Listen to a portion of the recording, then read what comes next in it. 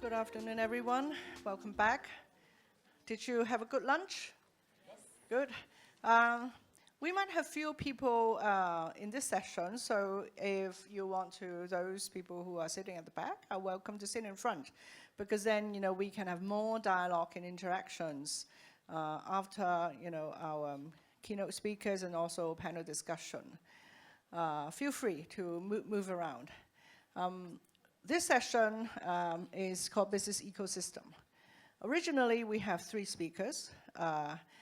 One won't be coming to Hong Kong, and the other has given us a video. So, well, we only have we have 1 speaker, but fortunately, we have got good friends in this ecosystem. And so, in this social innovation ecosystem, people support each other and help each other out. And I'm so happy that we have Mark with us. And Mark Barnacle, who is Executive Director of the University of Chicago Francis and Rose Yuen campus in Hong Kong, who has been in Hong Kong since 1st of July. So it must have been an exciting few months for you, Mark. And he'll be joining us in the panel discussion. But Stephen Wong is a master, so he will be able to tell you much more, and he's equivalent to 3 speakers, I can tell you that.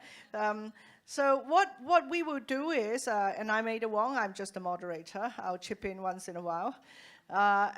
We will use English as the main language, but we have simultaneous interpretation, so feel free to ask a question in Cantonese or in English.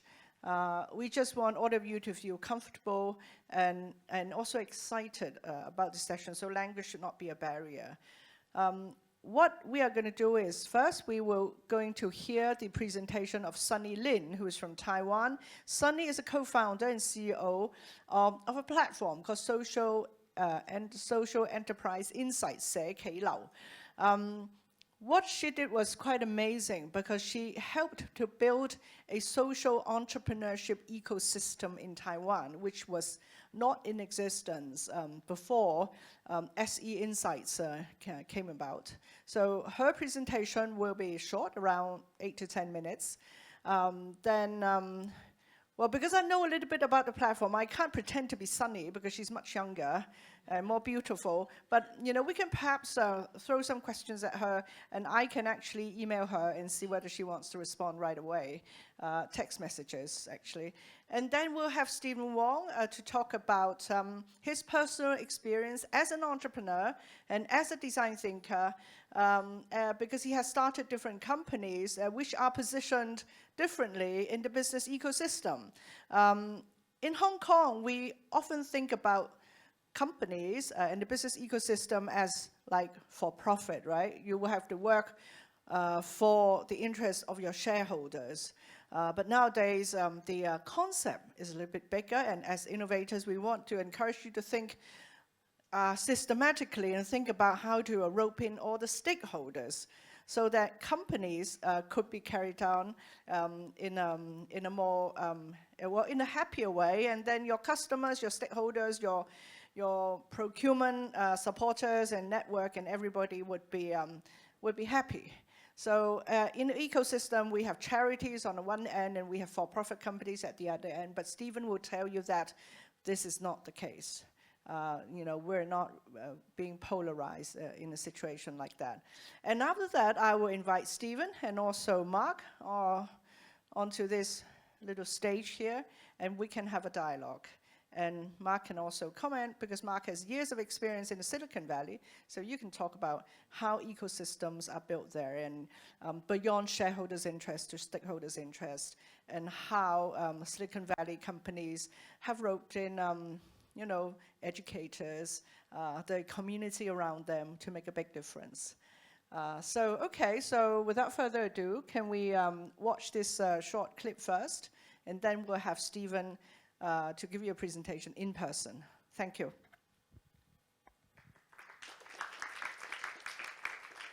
Hello, good afternoon, everyone. This is Sunny, co-founder and CEO of Social Enterprise Insights. It's my great honor to be invited by Hong Kong Social Enterprise Summit 2019 to share SEI's experience of building an ecosystem to collectively promoting social entrepreneurship from Taiwan as well as in Asia. So first, I'd like to give you some background information about our work. The field of social enterprise in Taiwan, although it's in small scale, is continuously growing with great potential. Many companies and foundations had already started innovating business strategies to solve social or environmental problems, even before they are recognized as social enterprises. But back in like 7 years ago, the field was facing the following challenges. The first one is the general public had limited access to understand the subject in Mandarin.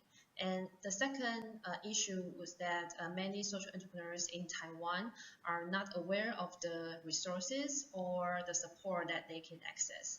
So there was actually an incomplete ecosystem with insufficient information flow and market fragmentation back in 7 years ago. And this was where Social Enterprise Insights SEI steps in, filling a crucial need in the development of social enterprises in Taiwan. So officially launched in February 2012, SEI is the first Mandarin-based online community about social entrepreneurship and social innovation from Taiwan. It aims to share knowledge and connect the dots together in the sector, hoping to get people informed, inspired, and to take action.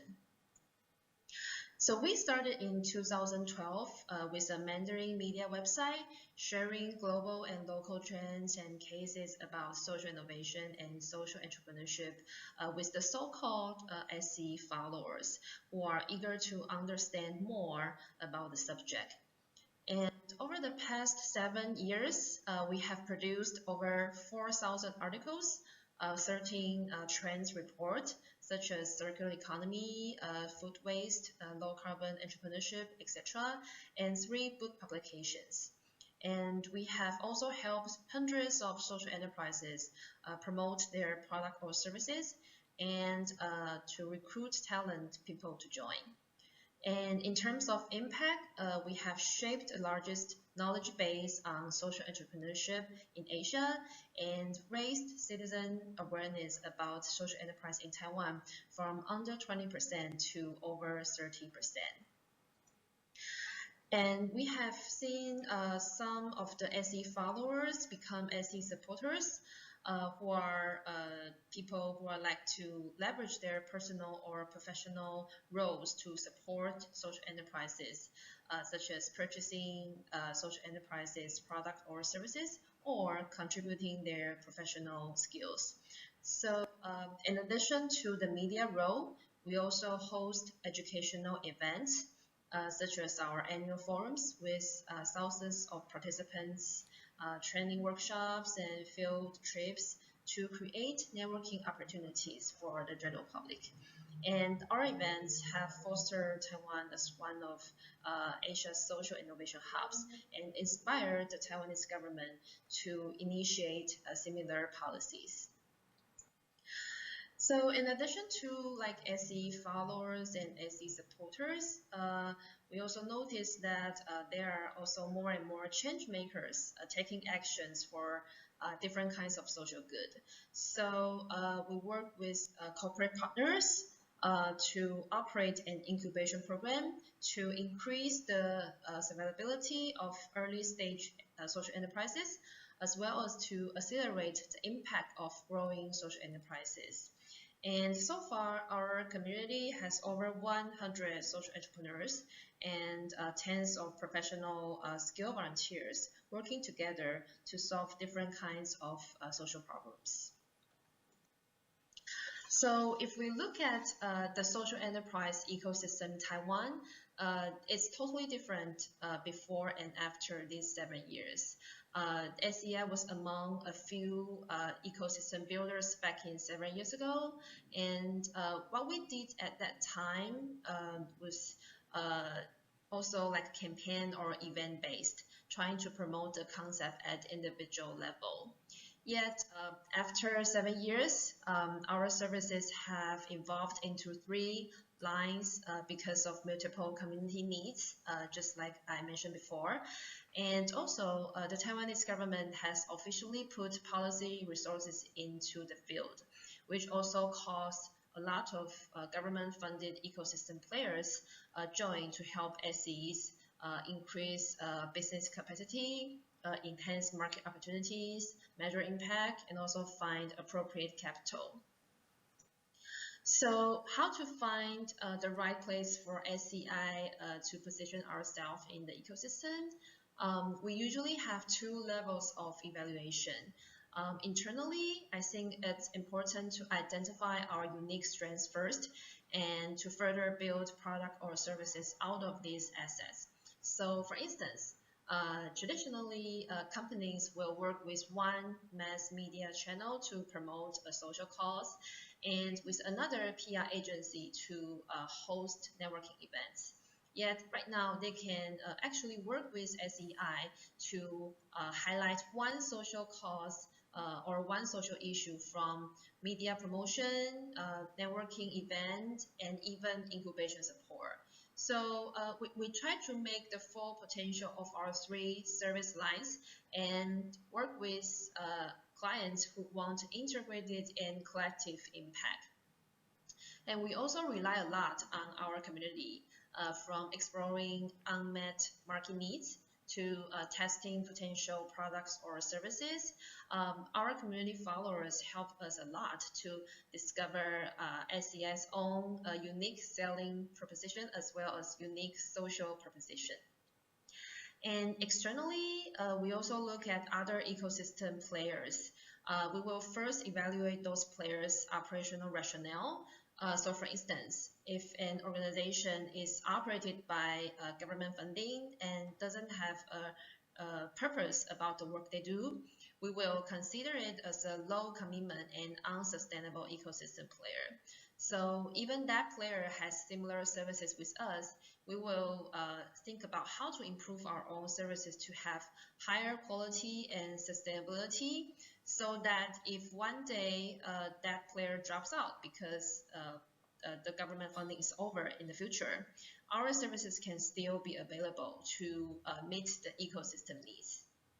And second, we will evaluate other organizations' philosophy. So for instance, whether they want to turn competition into cooperation, whether they look at problem share instead of market share, whether their work could make the society from exclusion to more inclusion. I think those core values also help us identify partners that can work together or competitors that would need our attention.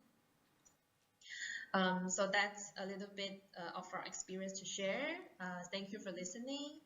If you have any questions or thoughts, please feel free to contact me via my email address. And thank you once again, and I hope you all have a wonderful discussion. Thank you.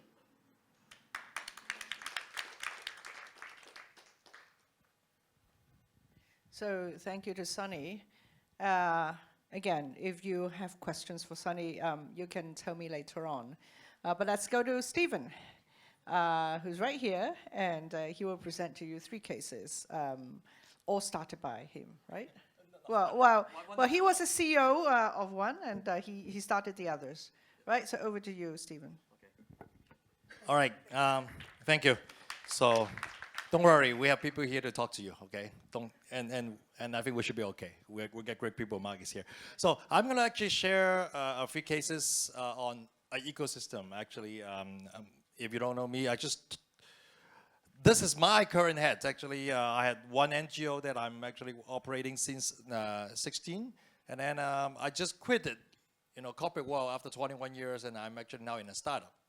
So these two you might not know me. I'm more known for the other two. Actually, I'm more known on this two. If you haven't known, actually, I was the CEO for Asian Miles. How many of you is an Asian Miles member here? Yeah, that usually is, that's good. If you're not actually, even though I left, I still can actually hook you up with a membership application form. It's free. So, I did 7 years as Asian Miles CEO, and then actually 1 year with Swire Coca-Cola in China. actually handling their smart retail, vending, and tech partnership. So I work a lot with Tencent and Alibaba, and I've seen how they build ecosystem also. So we can also talk about that, right? So the first thing, actually, Asian Miles, actually, if we look at it in simple terms, is a Asian Mile in the middle is actually a B-side platform, right? It's a platform. So we talk about it's a B2B2C two-way platform. So why? Because on the B side, on the left-hand side, we have 800 partners at a time, 800 partners that are businesses wanting to do business with Asian Miles and want to tell you stories. And then on the other side, it's a company who actually should be members. Sorry, I was actually typing up quite late. So we have members. When I started Asian Mile, we have 4 million members. When I left, it's 11 million members. So we have a platform in the middle called Asian Miles, the mileage program, and then we have the members, and we have the businesses actually there, and the parent company actually and the shareholders Cathay Pacific, right? So, but at first it's all circulating like that. We didn't have much about the NGO world. So when Ada talk about, well, it's business only business and NGO only NGO. When we first started, we didn't have much about the charity side. And then when I came and I would start thinking about how can we do more. So if you look at the ecosystem, what does it mean really? Well, in Asian Miles, you have many ways to earn points and earn miles, and you have many ways to actually redeem miles. When I first started, it was probably very mono. You only earn points by flying credit card, and then you redeem it on flights. For 7 years, we built the ecosystem together with our partners. So if you look at the categories on just the way that you can earn miles, it's not just airline, hotels, car transport, even finance. You all know credit cards, you can earn a lot of miles, right? And then travel, retail, and living. And a lot of people don't know, even in retail sector, when we try to develop actually a partnership, we actually build on ourselves onto another ecosystem that actually offer a lot of partnership. So, these are things that you can do, 20 airlines, 150 hotels, we have 1,000+ partner. And you will say, well, how can you build such a big ecosystem? Actually, no, we actually piggyback on another ecosystem that has already that built. So what I meant to you is, even though when you are building ecosystem, you don't have to always think every single piece is going to be built by you. You can actually partner. Ecosystem and ecosystem can partner, right? So this is the retail part. If you look at it, all these brands, actually, if you shop online, you can earn points. Maybe you didn't know. I'm doing a little bit advertisement for them today. So, And later on, we added charity. So basically by saying that, well, if you have miles there, you can really choose to donate to actually charity organizations because they might have flight needs and they don't have enough money. So you say, well, I will donate my points because I don't really need it. It started off as a very simple way by picking a few big, more reputable actually charities, and then we just do the points donation. But then we keep thinking, is that it? Because sometimes if you talk about building an ecosystem and partnership, it's easy to just tick the box, right? A charity, tick the box, done, we'll go. But then we've done a lot of user research. If you're really close, and we keep asking our members at that time, and our members always say, well, I give them points, but I give them 20,000 points. What does it really mean? Are they going to use it on a flight that is useful? And everyone is actually skeptical about donating money. And when we find out the pain point for donating money is, I actually don't know what my money goes to. And they say, well, I know some of them say 5% administration, some actually say it's 50%. I actually have no clue, right? So I just don't feel comfortable. Then we keep brainstorming and say, what can we innovate together with them by actually erasing this actually fear and uncertainty. So what we did actually, we did an innovation together, and we created this category called social goods. Social goods. So on the right-hand side, there's a little charity button, right? If you hit the charity button on redemption, this is the new platform. Actually just came out a few weeks ago. And underneath, even in charity, in social goods, you have a whole bunch of options of categories, right? So I show you, for example, right? We talk about Taiwan. You can actually go to Taiwan SPCA and you use certain points and you redeem exactly a service, right? You don't take the service yourself. You redeem it, the charity partner will actually execute it, right? So this is another one you can see, cataract surgery. UNICEF Hong Kong, 10 sachets of actually therapeutic milk to malnutrition actually children, right? So exactly if I donated this amount of points, I don't care how much administration it takes.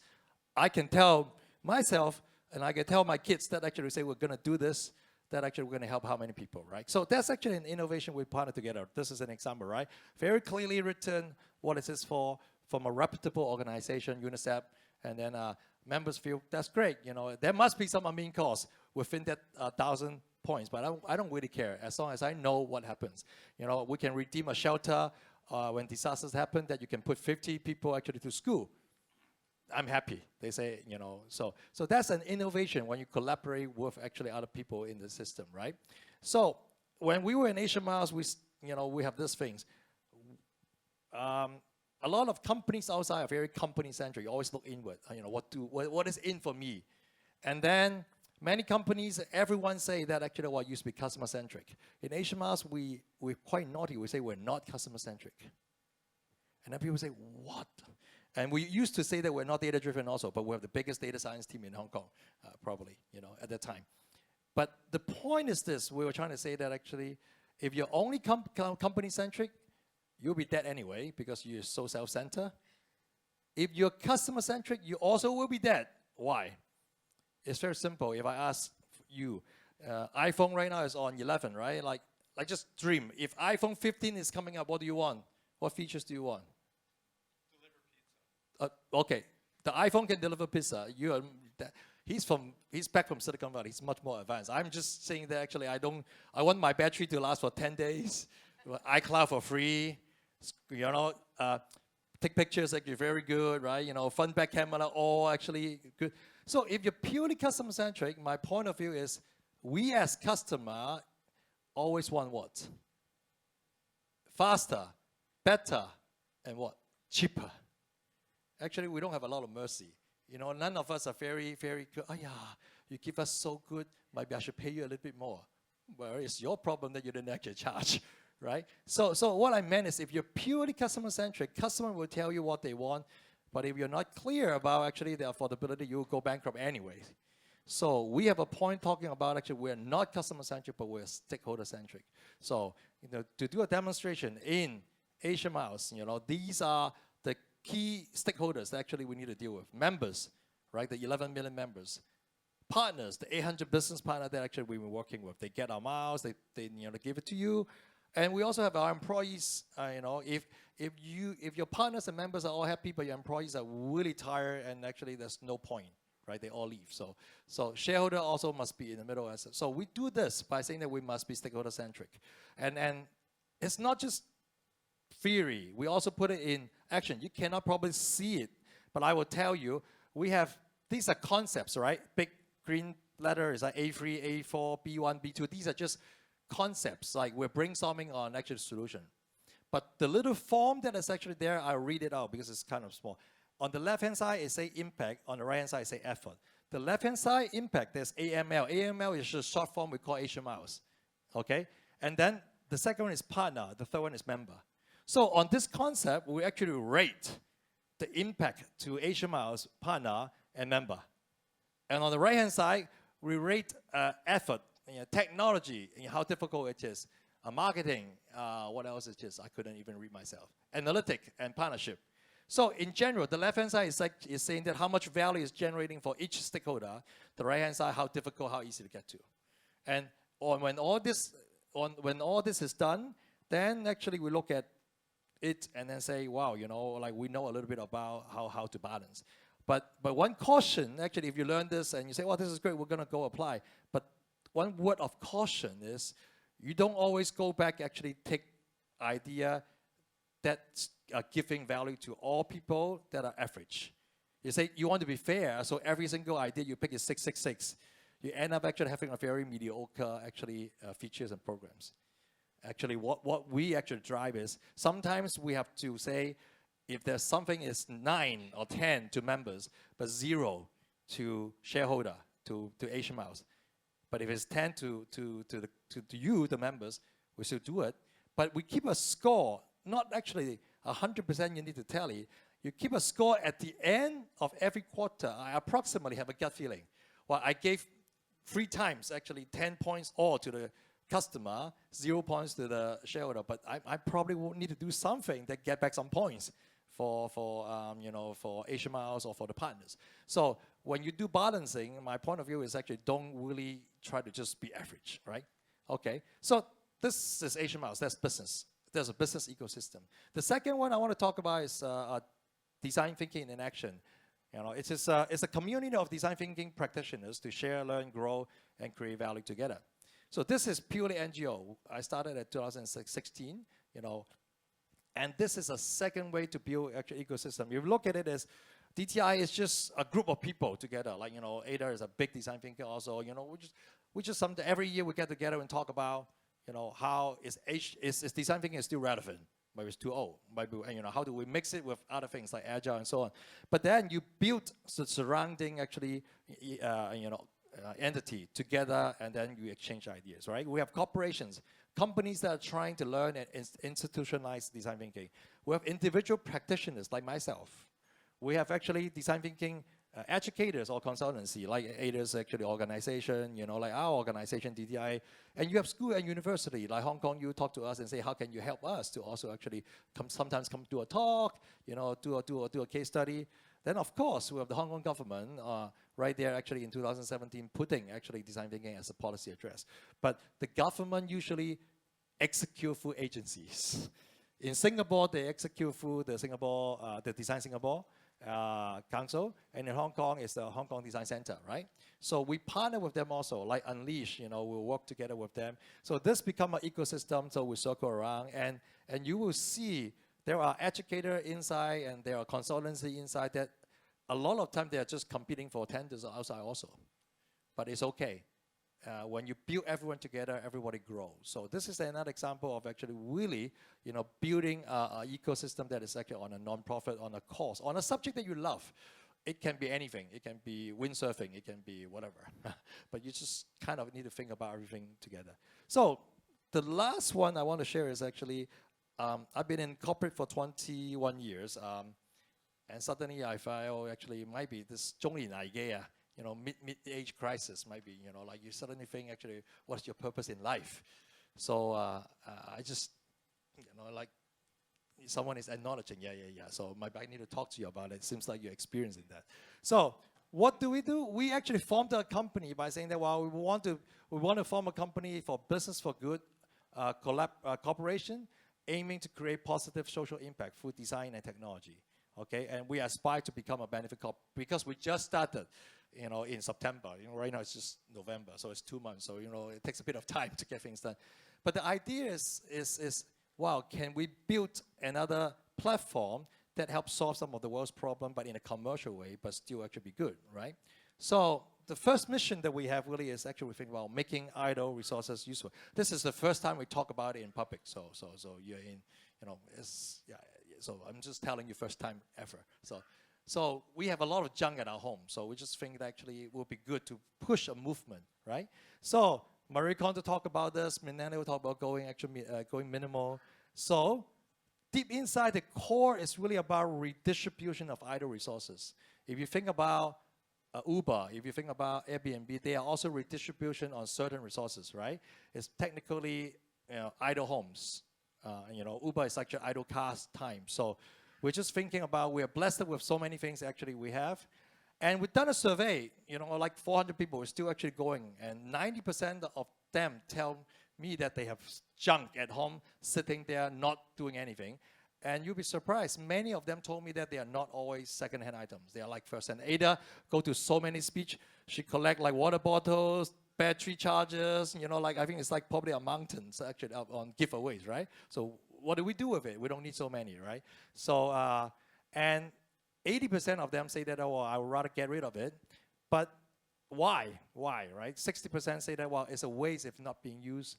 And 56% say that, well, I actually want to put it in the hands of someone that can use it. So this is what we're trying to do actually to tackle this.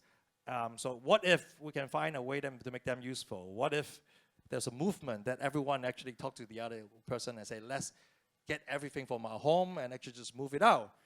And then what if there's a platform that can actually match supply and demand and so on? That's what we're trying to do. But by doing that also, even we think about actually this, we don't think about a mono company type of thing.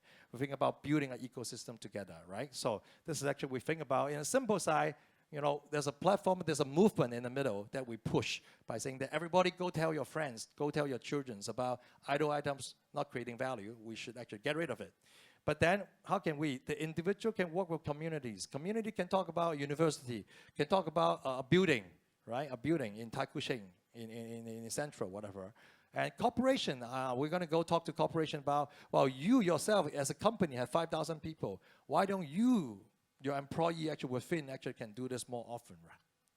We talk to NGO, say, well, we have might be a lot of people that are willing to get rid of their stuff, but some the needed people might not actually have the right. But how do we match it? You know, maybe some of the elderly, maybe some of the actually more needed people, maybe they're not very tech savvy also. How do we help each other by, if we have a tech platform that can actually provide the supply, but how can we work with you to make that tech platform useful and understandable for the end user, right?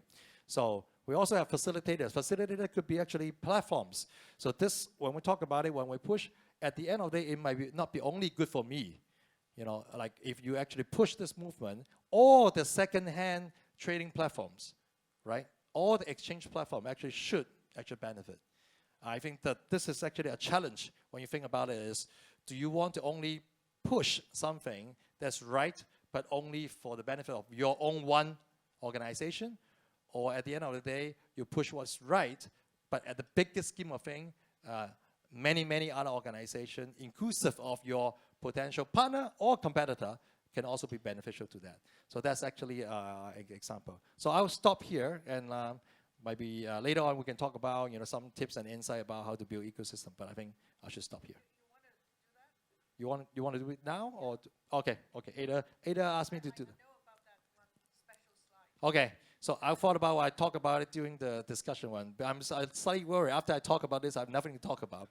But okay, I'll talk about it. It's in three big categories. These are tips. I think it for building healthy ecosystem. I think Mark can supplement actually more on the tech side and the Silicon Valley side. For me, you really need to have a common cause. Like North Star. Actually, some of these are very normal and rational. But like, why are we together in a ecosystem? An ecosystem, you're putting people together or organization together. If you don't have a reason, just park somehow, you are my friend, please come. It doesn't last very long, right? You have actually friends that operate open restaurants. I always say, if the owner need to be there to have you going there, then it's not a very good restaurant, right? Because actually, they always just give face to you, and that's not the right thing. So you have to have a North Star. And second point about facilitator, you need a facilitator. I know a lot of the time right now we talk about, wow, we don't need a facilitation because we have actually all these platforms, social media. You need a facilitator. But the facilitator, I would say you need to carry a slightly different mindset. Why? In DTIA, the organizing committee takes this role by saying that we are a bunch of people that want to go to party every year. We want to meet at a party. Someone draw the short string, need to do the work and organize it, but everybody need to pay for it. So a lot of time when you build ecosystem, you feel that you are in the center and you are the king. I am so good, I will stand up and actually I do the media and everyone is my follower. I'm trying to say that an ecosystem sometimes is slightly different from a church, or a principle, like forget about the mentality that actually you are taking all the glory. Actually, you are just the person that responsible for organizing the party because you draw the short straw. but everybody, so you have to have this so-called service or servant-like mentality. So we talk about Batman versus Alfred. Do you understand why? So Batman is always the hero, right? But Batman without Alfred actually is nothing because Alfred provide him all the gears. If you don't know, Batman actually is very good on things. He fights, he drives nice vehicles, and he protects himself on things. But all the gadgets are provided by Alfred. And when he's sick, when he's hurt, he takes care of him. So, right? So the point about being the ecosystem driver, you actually, do you want to be the Batman or you want to be Alfred? You always want to be Alfred. You have to have that actually service mentality. Empowerment is the same thing. It's the same question. The ecosystem organizer should not think that they are the superhero. Actually, you should think about you are enabling everyone in the ecosystem to be superhero. It's a very different mentality. If you think about the other people are your followers, you're a cult, you're a church. You know, it has to be that actually you are enabling everyone to shine and they become a superhero on their own, right? Like Marvels, like suddenly there are many of them. Everyone actually have different skill and they're good, right? So the third category is really about, you know, when you're building it, you keep asking what question? You keep asking, are we growing together? You know, is there a common value creation? Of course, there's a common cause. But within a common cause, among all the stakeholders inside, are we all taking something back? It's not always equal. Life will never be equal. But everybody needs to take something back. If not, if you have people leaving your ecosystem, there's a sign that might be they have not gotten what they want. You know, so that's important. And then trade-off balance, you know, everyone gets something. Have rules. This is actually important. I think you don't want to set a lot of rules, but every single time when you make a decision in the ecosystem, you got to be transparent, you got to be fair, you got to tell other people. It's not because actually I'm closer to you, I'm earlier coming in, then actually I got different treatment. So I think that's important. Have a prioritization process. This is important. Everyone will tell you their needs. You need to be user-centric. But then actually you will, like what we did actually in Asian Mall, you rank it and say that actually in combination, you know, your need is going to service how many of the stakeholders. And in combination, the highest needs actually we will do first. And even though there are one party in the ecosystem actually asking for something, they're not getting it, you show it to them. Hey, my friend, you want it, I know it's important for Mark. But Mark, none of the other people say that it's important. So it's only a score of 3. The other combination actually is 16, 15. We're going to do the top first. I'm not ignoring you, but yours right now is actually ranked at 25. When we get there, we'll get there, right? So at least there's transparency in ranking, right? So prioritization.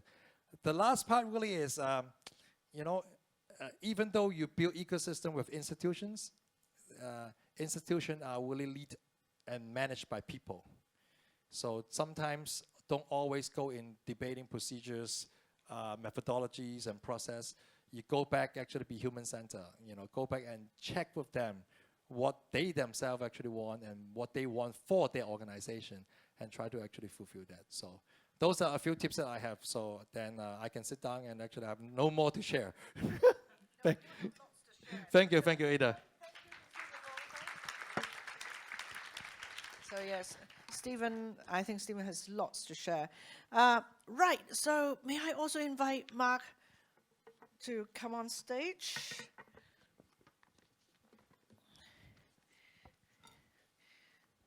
Well, after a long presentation and a shorter one via video, I think the messages are getting a little bit more clear. If you remember the last slide of Sonny Lin, she talks about, here we go, competition versus cooperation. So in a more innovative business ecosystem, should we think more about cooperation? Can we think more about problem share instead of market share? Can we think more on inclusion and not exclusion? So those are the 3 points that I like very much. And then Stephen, in his last slide, he talks about finding a common cause. And also that means that there will be common value creation. And we need a platform somehow. So in Taiwan, social enterprise insight is also a platform, also a facilitator and an incubator. So somehow we need these intermediaries in an ecosystem. And we have to think about being Alfred all the time and not just looking for a Batman. And to empower everybody in the ecosystem. So Mark, when we talk about companies, when we talk about employees, members, partners, and all these issues that Stephen talked about and also Sonny mentioned, what is it like in Silicon Valley? How do they approach these issues? Okay, maybe I'll give a little bit of, can you all hear me okay? Yeah. I'll give a little bit of my background. Stephen, you stole some of my slides, actually, because we have so much in common in terms of the way we think. Can we turn on his microphone? You know, this, This probably This doesn't thing? really work. Yeah, maybe use another one. Sorry about that. Yeah, we have so much in common in the way that we think about ecosystem. And I wasn't being glib when I said I want my iPhone to deliver a pizza. I was making the point of customers are always unrealistic about what they want. And, but the pizza theme will come later because I like to think that in terms of innovation and technology and startups, that Silicon Valley is really one of the greatest ecosystems in the world. I've been brainwashed, so I'm sure there are others, but it's Silicon Valley and the way it works as an ecosystem has really not been replicated in the way, in terms of the success that it has achieved. And the pizza theme comes up again because one of the first people I met when I moved to Silicon Valley in 2000, I moved there just a few months before the market crashed. So I have this incredible timing for coming to places, you know, when things happen. But the CEO that I met, he said, what makes Silicon Valley a great ecosystem is even the pizza guy knows his role, right? You know, you have a lot of people working late at night, technology people sleeping under their desks, they need to eat. The pizza guy knows the role that he's supposed to play. But this ecosystem concept has really been a thread throughout my career for the last 20 years. Because not only did I experience the Silicon Valley ecosystem for those 20 years, I also created my own ecosystems with my startups and with my not-for-profit, similar to Stephen. And so just a little bit on my background and kind of related to the question about customers and stakeholders and that kind of thing. I moved to Silicon Valley in April of 2000. It was right about the time that the market had crashed, you know, the bubble burst. And I had gotten this new position as a CEO of a startup, and nobody wanted to give me any money, right? So I worked really hard and worked really diligently for 9 months to try to raise capital in a market where all the VCs in the ecosystem said, we're not giving you any money. They didn't like the idea necessarily, it wasn't for them, but also, you know, after the bubble burst, people's capital just goes away for a while. And so it just so happened that I had some of the best. This was a technology company, a software company that enabled the food supply chain in the United States. And I just so happened to have had some strategic relationships with customers who were already on my board.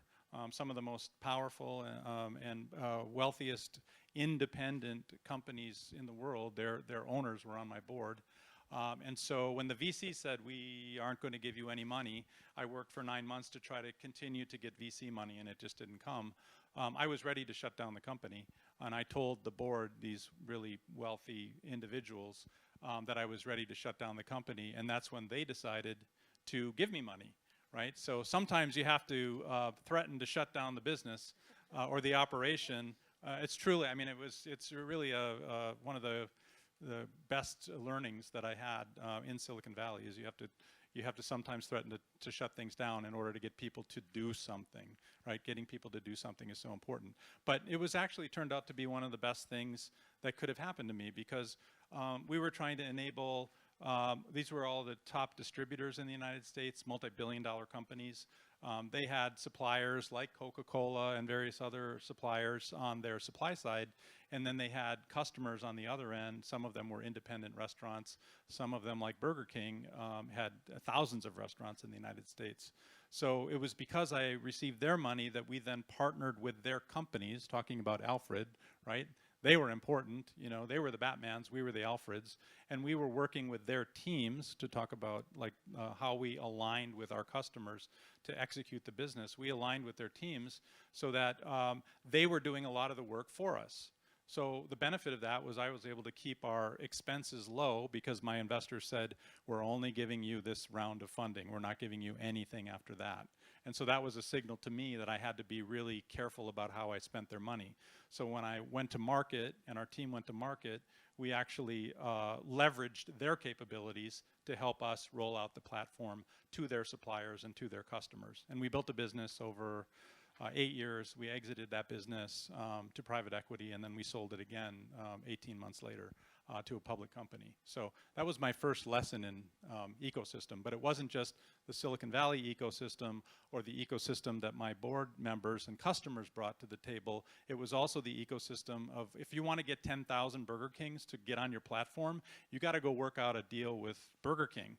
And this was kind of before the internet and computers were in every, internet access was in every restaurant. So it was really a partnership that we had to create with those customers and those chains. I'll just kind of finish the arc quickly of the rest of my ecosystem career. So then I went into another business that was sustainable technologies. And I was looking for who the power players were in that space. Again, it was in the food industry, but it was in the seafood space. And whereas in the typical traditional food space, the power players were the distributors. They really made things happen. Coca-Cola liked to think that they made things happen, but the distributors actually did because they got the product to market. In the seafood industry, it was quite different because it was so fragmented. So I really struggled to try to find out where the power was in that quote-unquote ecosystem. And then, so fast forward to kind of where I'm at today. I started a not-for-profit in the art space back in San Francisco, and I used the ecosystem model similar to the one that Stephen showed up there, where, basically, I was trying to promote Chinese diaspora artists in the United States to a non-Chinese speaking audience, the Western, English-speaking audience. And how are you going to do that? You can't do that one, person at a time, one collector at a time, one whatever at a time, art appreciator at a time. So how did we go about doing that? What we did was we created this ecosystem of libraries who held books about Chinese art. We worked with museums to make sure that their libraries had books about the artists that we were really trying to promote. And so we built that ecosystem around the art institutions, including the art archive, our Asian Art Archive here in Hong Kong has some of the books that we have contributed, so that people who go there and doing research about the artists can actually find information about those artists. That's how we built that ecosystem. And then finally, 4 months ago, July 1st, I came to Hong Kong, and I went through this process of thinking about why do I want to go, be the executive director of the University of Chicago campus in Mount Davis. My thinking was, I have all this experience developing ecosystems, understanding ecosystems, knowing how they work, but I've got a lot of gray hair now, and I'm kind of at that stage in my career where I'd really like to help young people learn what I already know. And so what better opportunity to build another new ecosystem than to go to the University of Chicago and have lots of, very energetic young students, young professionals come, and I can share my knowledge with them and hopefully help them scale in whatever endeavor they have of interest. So that's my background in a nutshell. Yes, thank you so much, Mark. Could I have a follow-up question? In this summit and in Hong Kong, we are now gradually thinking about creating shared value as well. So back in Silicon Valley, I know a lot of startups and a lot of companies, they do tackle social problems and social needs while at the same time embedding that as a business strategy. So the ecosystem is really not just the shareholders and the VC, but really the community and stakeholders in a much broader way. How did you see that happening in Silicon Valley in that startup world? Yeah, I think I said in the other panel that San Francisco is probably the hub for social enterprises in the United States. Like every little passion project that somebody has is in San Francisco. It's funded in San Francisco. So there already is this incredible ecosystem that you can tap into as a for-profit dealing with not-for-profits in the Bay Area, which makes our ecosystem even more robust. So an analogy is when you're raising money, in Silicon Valley, you go up and down Sand Hill Road. That's where VC Row is, right? You go from one to the next to the next to the next. In San Francisco, whether it's market or mission, all of the social enterprises, not-for-profits are in the city. You go from the next to the next to the next. So that ecosystem is already built up, And it's easy to access. I think that's the key, is that people are available. The other thing I like to really talk about with regard to Silicon Valley and ecosystem that I don't find in a lot of places around the world is that it's a very open and transparent culture. People talk to each other. People have coffee with each other. You know, it doesn't matter who you are. You're here, your wealth, how big your pocketbook is. People are open to new ideas, and I think that's a culture that it's so important to have in a developing ecosystem, but it's really hard to get people to behave that way. So hopefully that helps answer the question. Stephen, one more question for you, and then I'll open it up to the floor. I believe that we have more time for questions in this session, and that is actually very great because, you know, as a participant of many, many conferences myself, I always think that, you know, the organizers leave too little time for interactive discussions. Stephen, my question would be, relating back to the ecosystem in Hong Kong. How do you see our business ecosystem emerging in the next couple of years? We do have more social enterprises, but I think one caution for me is that the mainstream business sector does not really see those as competitors. Is okay, you're the little charities, the social enterprises who are doing good, so we can continue our own way. We don't really have to interface with your system. So it seems that there are two separate ecosystems in Hong Kong. One is the social enterprise, the other is the mainstream business. Of course, my view is that I'm hoping that the two systems can sort of connect and cross with each other sooner or later, right? I agree. So I think a lot of the businesses in Hong Kong, especially the big ones, are still figuring out actually how to make money. It's very traditional in a way that, I have a CSR department, I donate some money, and then I donate some money, and then maybe actually do more sustainability things, right? They always probably still see this social enterprise circle as, I think even some of the larger corporate, they couldn't distinguish.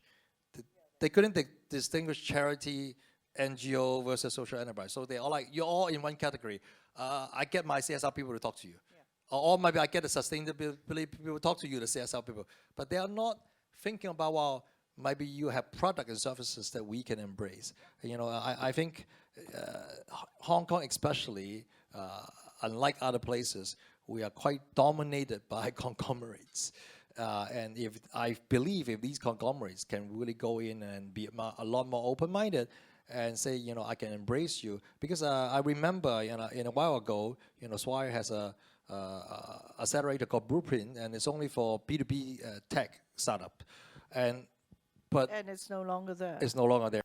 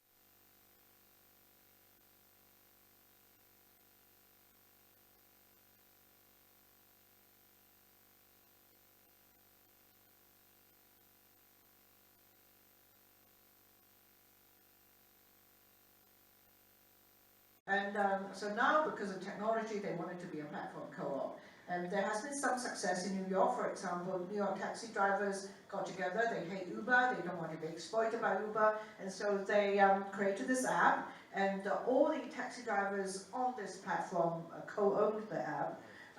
But the problem is it really couldn't be scaled. And I know in Hong Kong, a number of people got together to create a carer, matching system. So I have old parents at home, and I want to identify carers for my old parents. And you can go there, and these carers, unlike other apps, they volunteer the information. They will say, I am actually available on certain hours a day.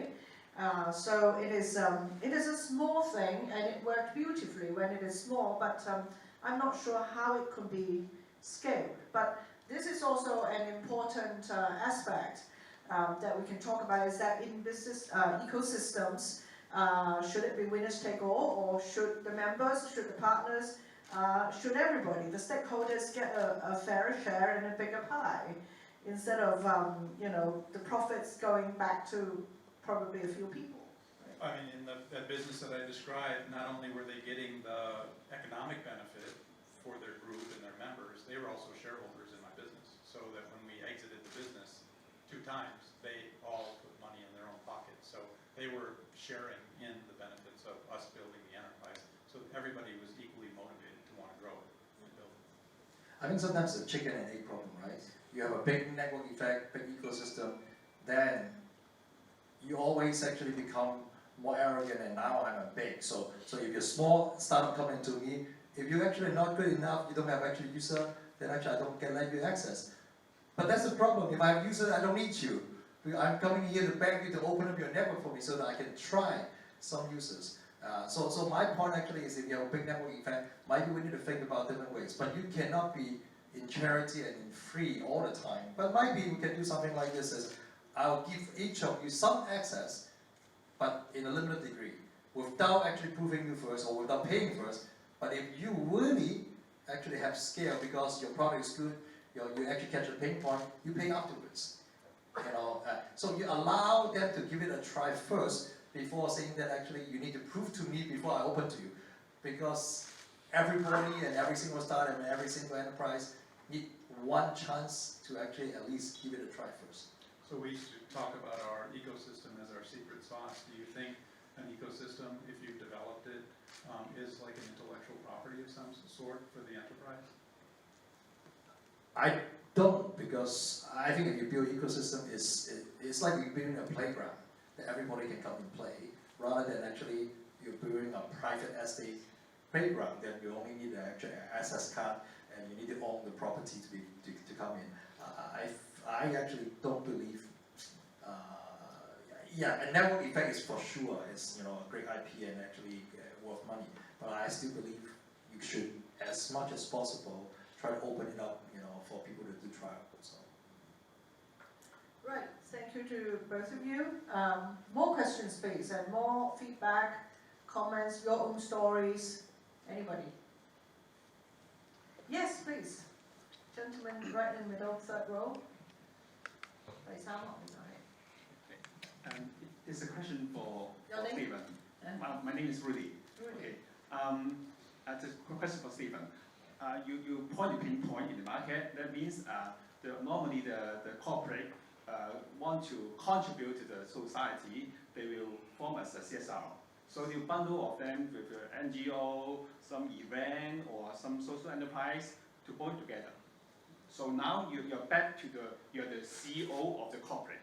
If you face the problem like you are the social enterprise now, if you're corporate now, the CEO. So how to structure your company and you cater the demand in the market? Yes, for example, you structure the company or any department other than CSR team, maybe some company will have the CSV team, wherever. How to cater the need for the market? I think, I would first go to the senior team and actually tell them, change the mindset. It's not about taking 2% of our profit and actually make a donation. Because they always have this mindset, I'm going to make a donation.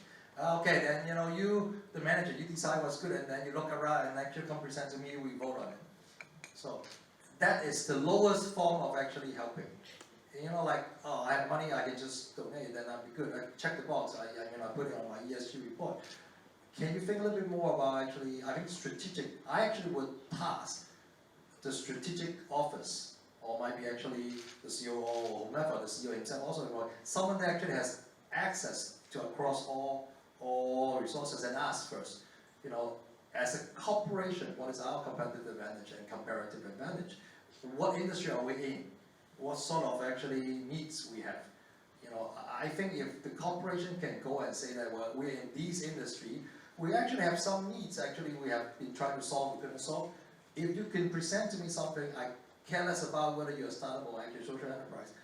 I'm willing to open up markets for you to test, and because I'm database already, I'm willing to actually do marketing for you, but I will only do it in a limited sense. You get to trial, right? If it doesn't work, sorry, it won't work. But that actually is more strategically about matching what industry are you in, and strategically what are you good at, what can you help the enterprises, or also on the other hand, actually what do you need from them, right? So I really would change the mentality, not just by saying that just a pure donation. Can it be more strategic, and strategic sometimes doesn't need to be actually very costly and very long. I think what Rudy is getting at is that in Hong Kong, people are actually quite philanthropic. Mark, perhaps you know that. The tycoons, they always have foundations, they like to make big donations.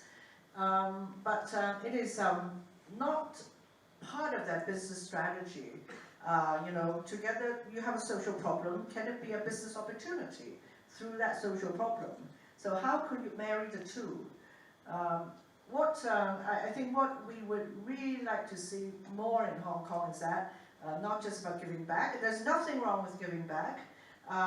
It is actually very easy to write a check, but perhaps the business sector could use more of their business mindset to help tackle deep-seated problems, right? So yeah, I think there's one thing to supplement. If I were to do that, I would task the CSR or CSV department by saying that, okay, you have two KPI. One KPI is actually find the right project for the money that we're willing to give out, but there's a second KPI on whether that project will be sustainable coming back the second year, the third year, the fourth year, the fifth year.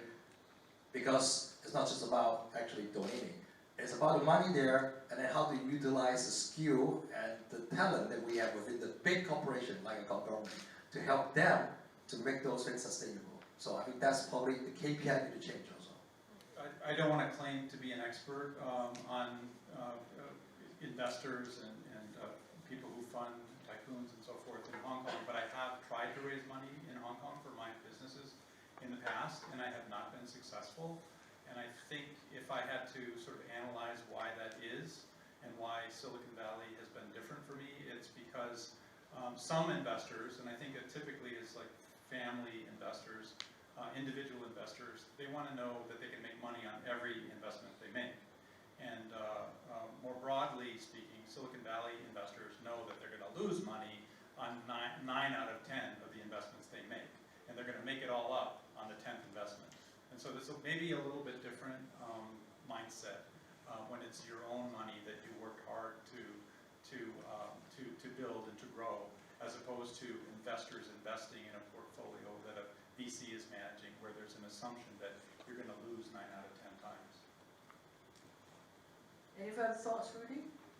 I agree with them, which is I think the VC in Hong Kong and Silicon Valley is a gap right there. Hong Kong, even the angel investor is looking for return. Yeah, the VC side in the Silicon Valley is the pay forward mentality. Is what give you money is pay forward. It's not mental return. I think it's a mindset. Yeah. Why I asked the question, because I know the Hong Kong is a corporate, is a quite huge amount of the resources right there. But you're talking about the missing gap. If I can bridge the missing gap, that means we can have a bundle of the resources and put it in the social enterprise. So what I asked, because if I can break through the way, then be the other resources can contribute the Hong Kong social enterprise? Yeah, so absolutely great questions. There's a missing gap in this ecosystem, or there is something missing in the ecosystem. And I remember, Mark, you were talking about, your non-profit, that you started to promote Chinese art by building knowledge building, and then creating libraries, working with art institutions and archives, and having this ecosystem, and then people will realize it. And then in Hong Kong, should we do more or less the same thing? And Stephen also can comment. You mean actually the? Yeah, well, we know that there are many worthy causes to be supported in Hong Kong. So investing in startups, investing in social enterprises, providing the funding, startup funding, and for these various companies, and also maybe even embedding this into your whole business growth opportunity. I absolutely agree, but I still go to the same point. I think you make a very good point. I will repeat myself, actually. I think the key value to be changed is it's not about how much money you put into a supporting charity or social enterprise. It's actually how many of them you nurtured and actually become sustainable and useful, right? And you can nurture by money, you can nurture by advisory, you can nurture by market access, you can nurture by internal trial, you can nurture in many other ways, not singularly as one hand. And I think if the KPI is calculating how many actually this conglomerate actually have brought up and make them actually stand on their own and can even grow out of Hong Kong and go to actually some other adjacency, Greater Bay Area, or even go to Southeast Asia, that will be a much more beautiful way to do so. From my experience, I went into the art not-for-profit with just pure, passion for wanting to have more people understand Chinese art. That's really the only reason that I went into it, probably naively, but I didn't have any kind of what's the financial reward that I could get from this, from an adjacent activity that I might be able to do.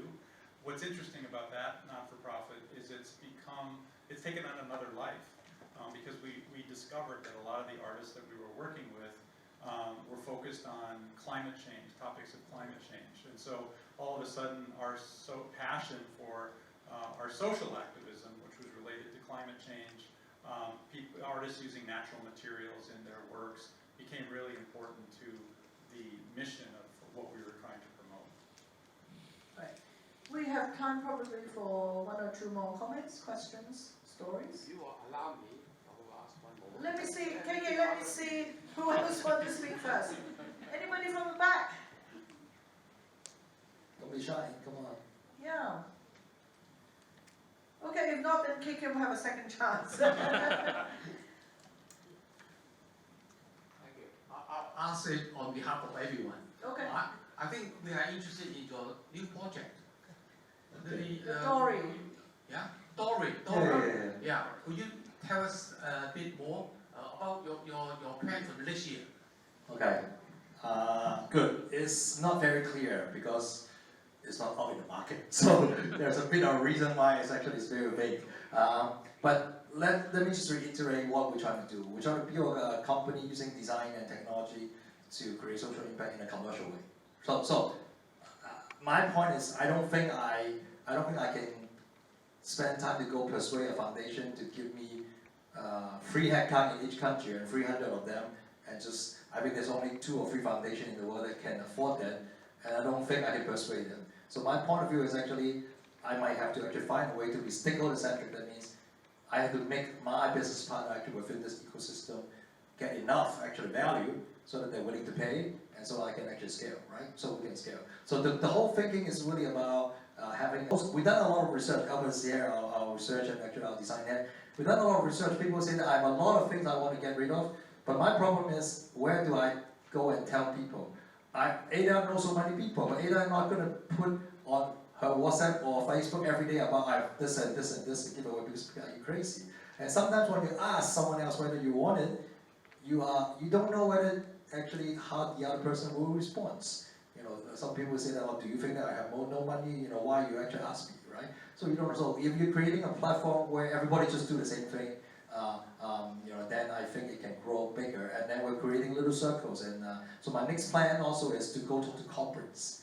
Not just actually, corporate means actually talk to a company that with many people, like 4,000 people, and tell them that you should, within your company, to promote that. So it's just like an ecosystem approach, because this is what you preach, right? Exactly. So this new thing, I know a lot of social enterprises in this area. We have Green Lady selling second-hand clothing, and we have the Gai Fong app selling the goodies. Yeah, they are doing quite well, but it is very, very small, and it cannot be scaled. And so you are going to network everybody. I try. Like, for example, to be partners. Yeah, because people ask me, oh, are you competing with South Asian armies?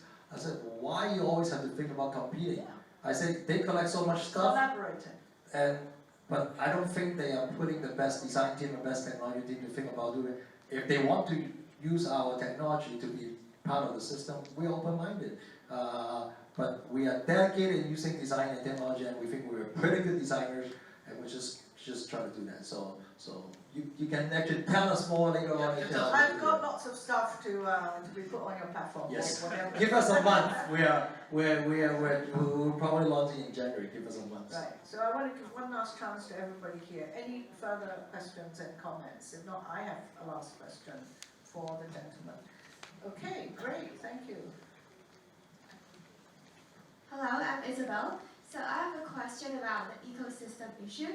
So talking about an ecosystem, how should we avoid like large corporation or large foundation from being accused of over-dominating or distorting the direction or the development of the ecosystem? Because as you may have aware that the Bill and Gates Foundation are being accused of like just a little bit distorting that ecosystem. So how can we ensure that every player have an equal playing field within the ecosystem? Thank you. I have a lot of experience with that. We could do a whole seminar on that. It's the hardest thing to do, really, when you have your investors or your donors in your ecosystem, and it creates a significant amount of tension in terms of like you want to meet their needs, but their needs sometimes exceed your ability to deliver, and then you become, if you have a broad ecosystem with a lot of participants, then you can become subject to that one player's wins, right? They want this, they get this because they're the biggest player, and then all the other players in your ecosystem are neglected. So it creates a lot of tension, and I think it's, from my experience, having built a company like that before, I always said I'd never do it again, and I tried it one more time, and I tried it with one of the biggest companies in the world, and it failed for the very reason that I had already experienced in my previous company. So creating a balance of equal players in an ecosystem and not having an 800-pound gorilla, I think is the key, but also corporate governance is really important as well, that you have governance of independent directors that can help keep that 800-pound gorilla in check. I think that's one of the key things that I've learned from my experience. I'm not expert in that area, but if I use my design thinking hat, I would just say, no matter how big you are, if you're big, big foundation, that means you have resources. Maybe you should staff someone to be the listening party, to the empathy person in actually going through all the ecosystem partners and actually figuring out what their true needs are and whether they are aligned with yours. Because I think sometimes when you're big, when you have money, then you tend to dominate the agenda. But life is not always fair. When you have resources, you tend to actually be in the driving seat. I think we cannot avoid it, but before you make the decision, if you can actually be holistically knowing what others actually want, you can do the balance much better. But get yourself an activist board member to be able to deal with that particular individual, I think, is the approach I'd recommend. Right. One last question to both of you. We have discussed about the business ecosystem. The best thing is really to take into consideration all the players, the partners, the members, the employees, and the shareholders together. But I mean, that is like an ideal situation, and Hong Kong is really not there yet. Not every company, has this kind of mindset, with the ecosystem approach. I'm very action-oriented. So what will you do in the next couple of months or a year, and you're new in Hong Kong, what would you do to have us walk along this pathway to reach that goal, to think about things from a more stakeholders point of view?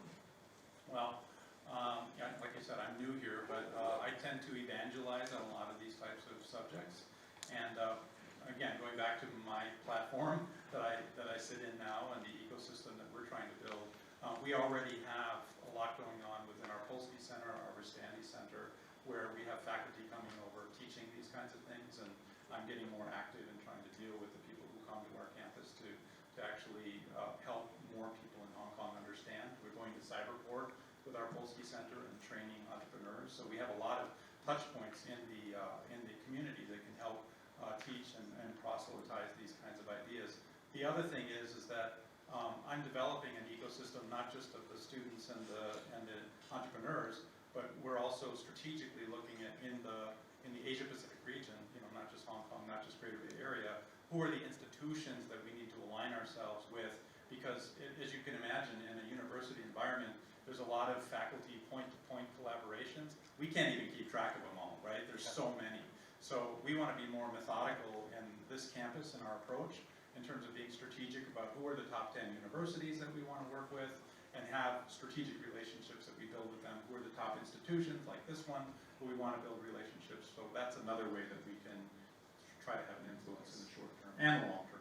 Thank you, Mark. Stephen, your actions. I think in practical sense, we talk about, first thing, we go back to our office, was little startup. We tell everyone of our staff that we're not here to actually just push a product and actually try to compete with others. We're here to push a mission, and it's not about a solution, it's about what we're trying to solve. The thing we want to solve is very simple. We're trying to make idle resources useful again. So we want to have an open dialogue. Anyone that cares about making idle resources useful again, be it actually any of the NGOs that have done it before, or going to do it, or any of the environmental recycling companies, we want to have a dialogue, and then we say, what are we good at? The little team that we have for 10, 12 people we're good at, maybe we can help you, and maybe they are good at something that we can help them, right? So I think by collaborating, actually, we could be better. At the end, for example, we will never be in the recycle business. But if we can become the platform to help the recycler to get what they want and they don't need to advertise, then we can actually be win-win, right? So I think we just need to be open-minded and not to fixate about competition, fixate on what we're trying to solve. So. Thank you. Not competition, but cooperation. Think in terms of platform, things in terms of ecosystem. I think that's what I got, in the last 1.5 hours. I'm quite sure that you got more than myself. So let me just leave the last 2 minutes, as networking time. So feel free to come up and talk to our speakers. And I think we have a little souvenir for our two distinguished speakers. And we need a big round of applause for them as well.